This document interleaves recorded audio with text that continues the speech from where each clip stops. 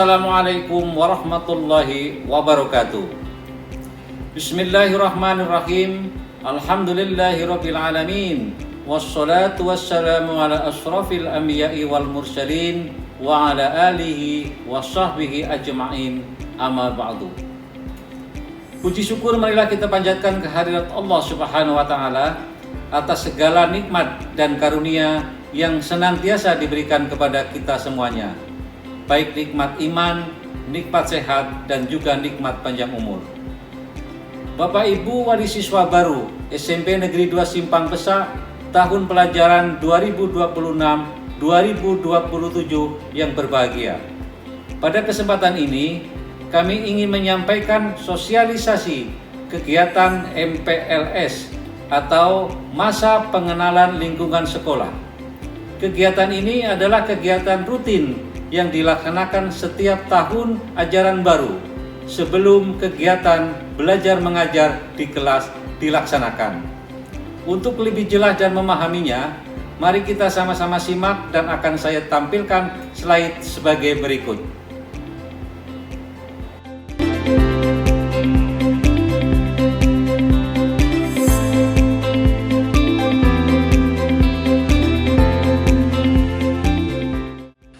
Bapak Ibu wali siswa yang berbahagia, ada istilah MPLS dan ada istilah MPLS Ramah.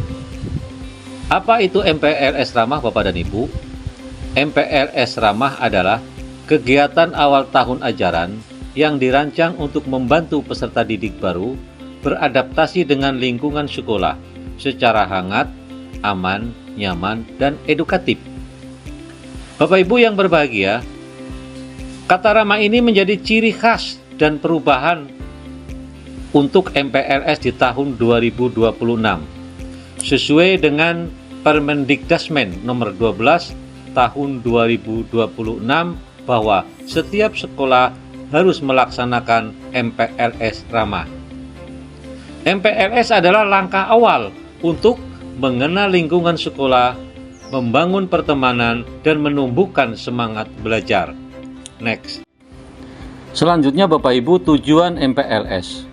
Ada beberapa tujuan MPLS Bapak Ibu. Yang pertama, membantu murid baru beradaptasi dengan lingkungan sekolah. Tentunya Bapak dan Ibu selama kurang lebih 6 tahun, putra dan putri Bapak dan Ibu berada di lingkungan sekolah dasar. Dan ini sangat berbeda sekali dengan kondisi yang sekarang bahwa putra dan putri Bapak Ibu berada di SMP Negeri 2 Simpang Pesak. Kemudian mengenal budaya tata tertib dan warga sekolah. Tata tertib sekolah tentunya ini agak berbeda juga Bapak dan Ibu dengan sekolah yang satu dengan sekolah yang lain. Dan nanti akan diberikan sosialisasinya kepada putra dan putri Bapak Ibu. Kemudian menumbuhkan karakter dan peduli pelajar Indonesia. Kemudian mengembangkan potensi dan kemandirian peserta didik. Dan yang terakhir, menciptakan lingkungan belajar yang aman dan nyaman. Next. Berikutnya Bapak dan Ibu, pelaksanaan MPLS. MPLS dilaksanakan selama kurang lebih 5 hari, mulai tanggal 13 sampai dengan tanggal 17 Juli tahun 2026. Waktunya jam 7 pagi sampai jam 1 siang. Kemudian seragam anak-anak kita menggunakan seragam SD. Jadi misalnya hari Senin dan Selasa biasanya memakai baju putih dan rok atau celananya merah hati. Pakailah itu. Kemudian untuk Rabu, Kamis, Jumat sesuaikan dengan seragam di SD-nya masing-masing. Kemudian juga dianjurkan bahwa siswa untuk bisa membawa peralatan sholat. Bagi yang perempuan berarti membawa mukena. Dan bagi laki-laki kalau memang di SD-nya sudah memakai celana panjang, sudah tidak perlu membawa sarung. Kemudian tempat kegiatan MPLS di SMP Negeri 2 Simpang Pesak. Next. Selanjutnya Bapak Ibu, materi utama di dalam kegiatan MPLS. Yang pertama nomor 1 adalah Gerakan 7 KAIH. Apa itu KAIH Bapak Ibu? KAIH adalah kebiasaan anak Indonesia hebat. Kebiasaan itu antara lain adalah bangun pagi, beribadah, berolahraga, makan sehat dan bergizi, gemar belajar, bermasyarakat, dan tidur cepat. Oleh karena itu, mohon bantuan dan kerjasama untuk Bapak Ibu semua wali siswa. Biasakanlah anak-anak kita untuk melaksanakan 7 kebiasaan anak Indonesia hebat ini. Next. Selanjutnya yang nomor 2 Bapak dan Ibu, budaya positif atau biasa disebut budaya 5S. Apa 5S itu? Senyum, salam, santun, sopan, dan sapa Bapak dan Ibu. Senyum yang bagaimana Bapak Ibu? Bisa menunjukkan wajah yang ramah, mencerminkan hati yang tulus dan menyebarkan energi positif. Kemudian salam, diharapkan bahwa anak-anak kita itu bisa memberikan salam atau mengucapkan salam bila bertemu guru, bertemu kawan, dan bertemu siapapun di lingkungan sekolah. Kemudian santun Bapak dan Ibu, bahwa anak-anak kita harus bersikap santun atau rendah hati kepada semua orang tanpa memandang perbedaan. Karena kita tahu Bapak dan Ibu, manusia dilahirkan ke dunia pada posisi sama. Tidak ada yang lebih hebat, tidak ada yang lebih rendah. Manusia di hadapan Allah Subhanahu wa Ta'ala adalah sama. Yang membedakan adalah tingkat ketakwaannya. Yang berikutnya adalah sopan. Maksudnya adalah bahwa siswa-siswa kita, anak-anak kita diharapkan bisa berperilaku sopan dalam bertutur kata dan tindakan sehari-hari. Dan yang terakhir adalah sapa. Apa itu sapa? Sapa bermakna bahwa aktif menyapa orang lain yang menunjukkan kepedulian dan rasa hormat kepada sesama. Next. Materi yang ketiga MPLS adalah literasi digital. Ada beberapa poin Bapak dan Ibu, di situ ada 4. Yang pertama, bijak menggunakan media sosial. Mengandung makna bahwa menggunakan teknologi secara sadar dan bertanggung jawab dan membawa dampak positif. Bapak Ibu yang saya hormati, anak-anak kita sekarang ini dari mulai TK, SD, SMP, apalagi SMA, semuanya sudah pintar main HP. Oleh karena itu, teknologi yang ada di dalam HP tersebut seharusnya dapat dipertanggungjawabkan oleh anak-anak kita sehingga HP dapat digunakan untuk hal-hal yang positif, bukan hal-hal yang negatif. Karena di dalam HP itu Bapak dan Ibu banyak sekali konten-konten atau hal-hal yang negatif yang memang sengaja disodorkan agar anak-anak kita membuka situs-situs tersebut yang berdampak sangat negatif sekali. Kemudian etika komunikasi digital bermakna bahwa dalam menggunakan media sosial harus berdasarkan norma atau aturan yang mengatur interaksi sesama manusia dalam bertukar pesan dan berperilaku di ruang siber atau dunia maya. Nah, Bapak Ibu yang saya hormati, bahwa di dalam penggunaan HP khususnya di sini, anak-anak kita harus mengetahui norma atau aturan yang boleh dan yang tidak boleh, sehingga di dalam menggunakan HP tersebut memang benar-benar diperlukan. Seperti di dalam mengirimkan pesan atau WhatsApp, gunakanlah kalimat-kalimat yang tidak menyinggung perasaan untuk orang lain. Kemudian berikutnya adalah pencegahan hoaks.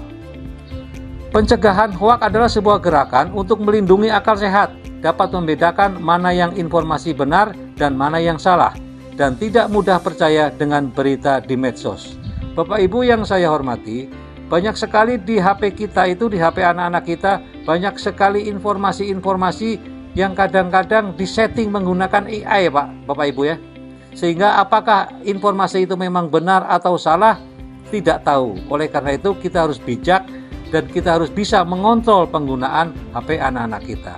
Dan yang terakhir adalah keamanan digital peserta didik.